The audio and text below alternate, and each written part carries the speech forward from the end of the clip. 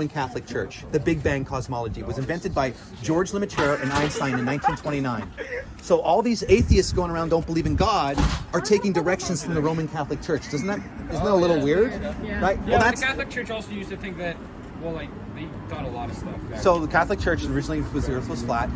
Copernicus wrote the heliocentric model in 1544. He died, released it 3 years after his death. 100 years after that, Galileo digs it up and presents it to the Pope. Embarrasses the Pope because he's like, you don't know what you're talking about, Pope. I do, and I have the proof to do it. So Galileo got house arrested, and then all of a sudden, for about 500 years, they were working out all the math, they were working out all the equations philosophically.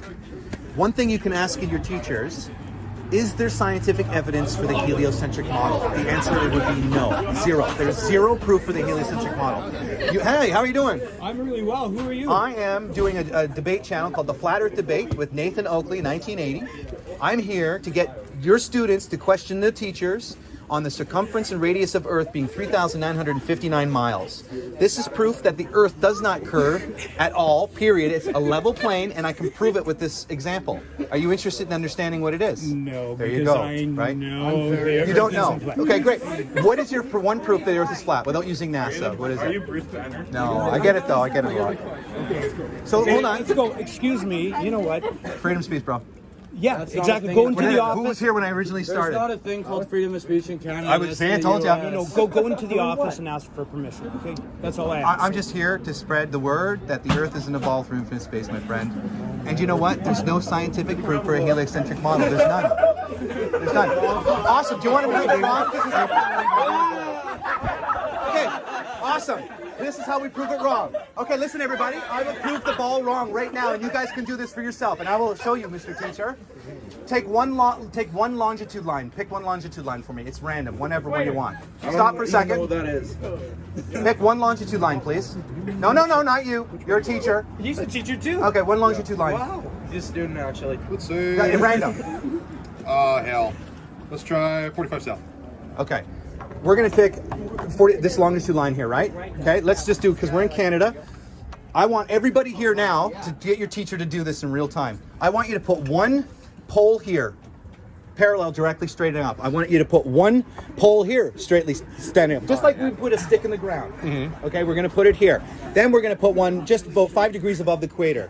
You're going to set it down. You're going to put whatever degree you want to put your sun at, right? You're going to, with the Earth's axis at 23.5.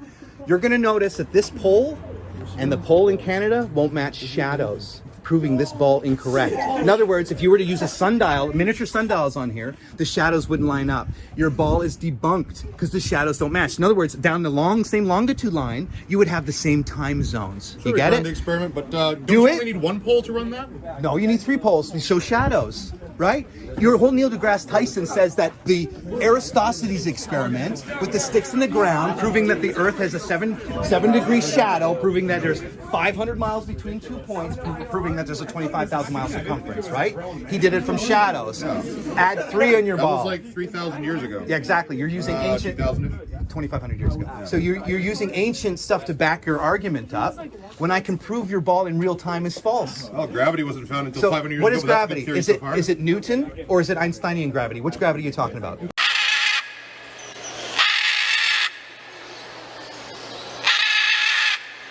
Newtonian gravity, apple fall on the head thing. So Newtonian gravity is no longer existence. It's been replaced by Einstein. You go look at Scientific America. Einstein says it's the bending of space-time. It's been replaced. Newton's gravity doesn't work because Newton's formula doesn't describe the properties of light. So you're wrong, sir. Mass attracting mass has been superseded by Newton's bending of space-time.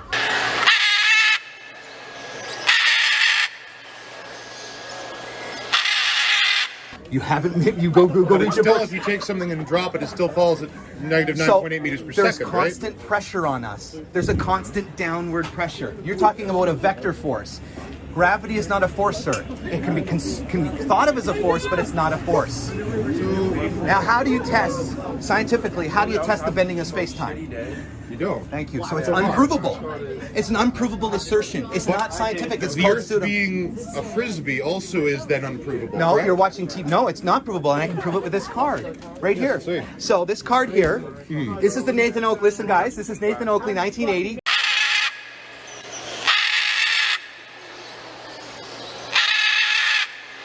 go to the channel, debate it, call in with Discord, get your teachers to do it. So, if the Earth is a radius of 3,009... Hold on, everybody. This is really important. You need to listen. If the Earth has a radius of 3,959 miles, which modern science says, if we put our observer height 1 foot above the ground, the horizon line could be no farther away than 1.2249 miles away. In this black swan photograph,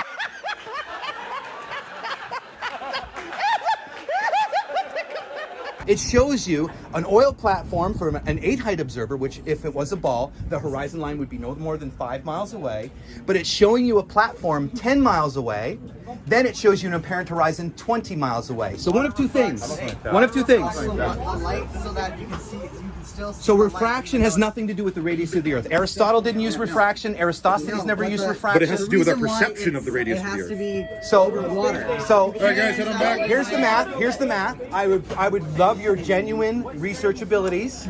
You'll be shocked, sir. The Earth is not a ball. Well, so Try this with the longitudes.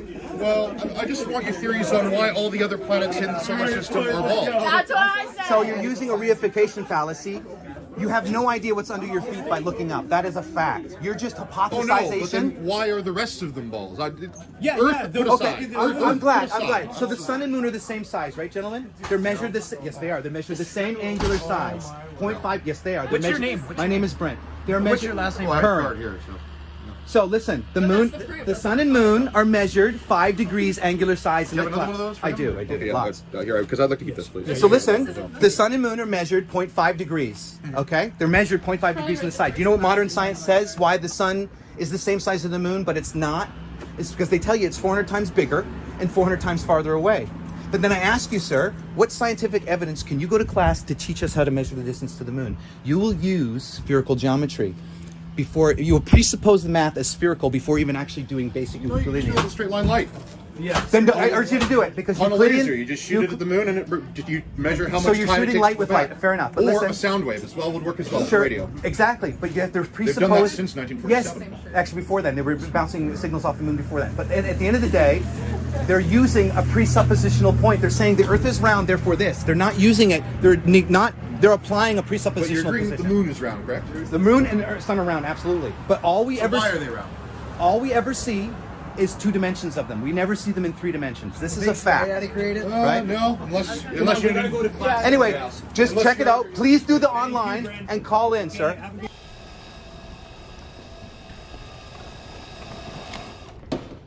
How about new?